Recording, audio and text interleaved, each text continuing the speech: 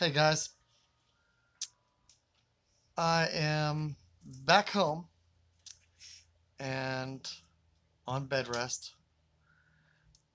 So, what is E.V.A.R? What is endovascular aortic repair? Well, um, if you know anything about your basic anatomy or biology, you would see that the heart is in the middle of your chest, and from that comes a artery that kind of like makes a arc and becomes the ascending and descending aorta. Then it branches off in two places, one for each kidney, branches off again in other small vascular configurations depending on your body and your makeup for your liver and your legs and all the critical things like your colon and everything that keeps you alive. Well, a few years back, they noticed that there was some kind of bulge where it was not supposed to be because we had explored looking at a few things like the bladder problem that I had where they went in and removed a um, a tumor, and they did that on two occasions, but the second time that they had gone in they didn't find anything. It was uneventful, which is really cool because as a smoker, uh, two of the things that can go wrong in your life is your bladder can develop tumors, and if your bladder doesn't develop tumors, then you can develop an aortic aneurysm. Now that aneurysm, if you could just imagine, looks like one of those little pumps that they use to inflate uh, your blood pressure cuff when they're taking your blood pressure, or even that little bulb that you use to prime your gas tank on a small uh, boat or what have you. But anyway, they went in Thursday. No, I checked in Thursday. See, the whole thing is I was supposed to have this done on the 30th, okay? The 30th of May. It didn't work out that way. Um, so I got, you know, I, it got to, where my stomach was really giving me problems. So I checked into the ER and they said, oh no, you need to get down to Biloxi. So we got down to Biloxi and we got over there and they said, oh no, you're going to stay right here. We're going in right first thing in the morning. So that's why I ended up in the hospital on Thursday afternoon. Friday morning they did the surgery. It was perfect. Everything went smooth, just the way it was supposed to go. And so now I am in the recovery process after getting this aorta taken care of. Now the whole idea is that the stent goes in to take pressure off of that bulb. Um, if you're unfamiliar with the analogy or the anatomy, you can look up abdominal aortic aneurysm or AAA. Those are your search criteria. That's what you're going to be looking for. Now, to all the people that I've been doing jobs for and stuff like that, the reason I have not been on the internet is because, for one reason, way, shape, form, or another, one thing or one event after another has just been kicking me in the ass, and I've not been able to get a lot of work done. We are, however, caught up on three side jobs that we've needed to get taken care of. We still got a sofa to do. We still have to work on the Tango, and we still have to work on the 57 DeSoto that we've got out back. So those jobs are going to be coming up, and I hope to get every one of these jobs, this backlog that we've got, I hope to get those done before the end of the year. And the the the couches first, and the Tango, and then the 57 DeSoto in that order. But we also have other jobs that actually keep the doors of the shop open. So we're going to be looking forward to getting back in the saddle, hopefully Tuesday morning, Tuesday afternoon, and that's just like 4 days after the surgery. I will have to take it easy though. No heavy lifting, no getting pissed off at the world, no temper tantrums, no fit throwing, none of that stuff. No fighting with his wife. No fighting with the wife. No fighting with the family. No fighting with the help. No fighting with nothing. Uh, Keep a clear, cool head, cool conscience. Stay on the path. Keep the nose to the grindstone. Get everything done.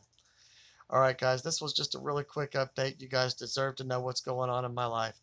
So this was a critical, needed, mandatory surgery that had to be done. I'd show you all my battle scars, but they're too close to my junk, so please forgive me if I don't show them to you. And we give God the praise that He's And we give God the praise, the honor, and the glory for all of this, because now I have a new lease on life. Hopefully, I'll be able to start doing things that I knew I could not do. And kick the smoking habit. And kick the smoking habit too. Now listen, guys, if you do have an abdominal aortic aneurysm, and this is the whole reason why you might be looking at this video, because that's what the title says. If you have an abdominal aortic aneurysm, I would strongly advise to stay close to your doctor, stay close to your vascular surgeon. Mine started out at 4.6 centimeters. No, 3 points. Yeah. 3 point what? I think it was 3.1 or 3.1, then the 4.6, and then the 5.14, and then when they finally went in, it was 5.8. Now that's all before the year was out. All before the year was out. So when they start to grow at that rate, you really want to get something done just as quickly as possible. Now, let me tell you the really cool thing is, if you want to, you can stay awake. They will make you comfortable. They will put you in a semi-twilight and use local anesthetic. That's what they used on me. And I'm not going to lie, it was painful in some parts of this surgery. But the reason it was painful is probably because I was moving around too much. The local anesthetic was probably given, and when they went in with the, I don't know what you call them. It's a wire. It's a wire, but it's also a guide, like a sleeve. When they put that guide wire up there, and then they put the sleeve up there, and then they start feeding that up in there. When they start retracting and deploying the stent, that's when it got a little, crazy. That's when the pain started getting a little worse than it should have been. I would say it didn't make me cry, but it made me, it made me uncomfortable. Well, on a scale of 1 to 10, it probably made me as uncomfortable at about my pain level was around an 8 or a 9. So I'm just going to call it right there at 8.5. Now, that's the kind of pain, if he was looking at a scale from 1 to 10 on pain levels, 10 would probably make me pass out. Mm-hmm. All right. 5 is equivalent to probably a real bad cluster headache. Mm-hmm. And so the pain and the tugging that I felt down there in my groin was around a 8.5. Like I said, it didn't make me cry. I probably could have cried, but and I have no shame in my game when it comes to crying. Believe me, if I got tears to shed, they're coming. The waterworks is going to come out. But if you're willing to be inquisitive, if you're willing to look on, because my doctor, his name is Dr. Wynn, out of Keesler Air Force Base. This man has the best bedside manner that you can possibly imagine. Now you're sitting there and you're frightened and you're on that table and you're wondering what's happening next, and you look over to your doctor, you say, everything okay? And he looks back down and he takes your hand and he says, man, look, everything's going just great. Everything's going right according to plan. Everything's turning out perfect. So just settle down with me and I'm going to tell you what we're going to do next. And so we paused for a few minutes and we waited for the representative to come with what they call a 3D generated custom stent for my body, for my particular aneurysm, which is a newer technology than what they had been doing. Now, if you could go back maybe about 20 or 30 years, you would know that when they cut you from they didn't cut me, but let me show you. They would cut you from here, right there at your sternum, all the way down to your junk. Yeah.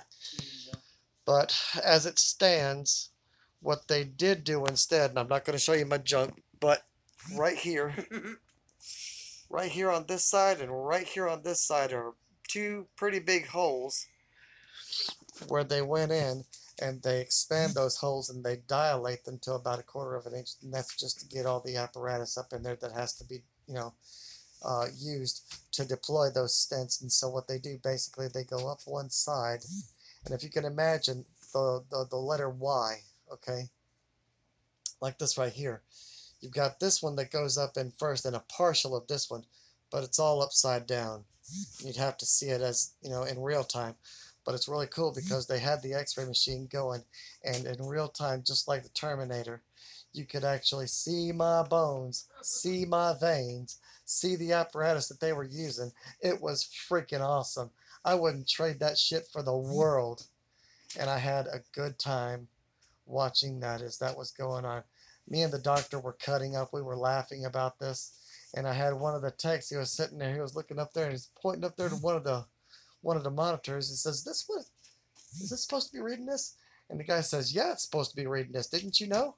And he turns back and he says, looks at me and he says, can we get rid of this guy? And I laughed so hard. You guys just don't know.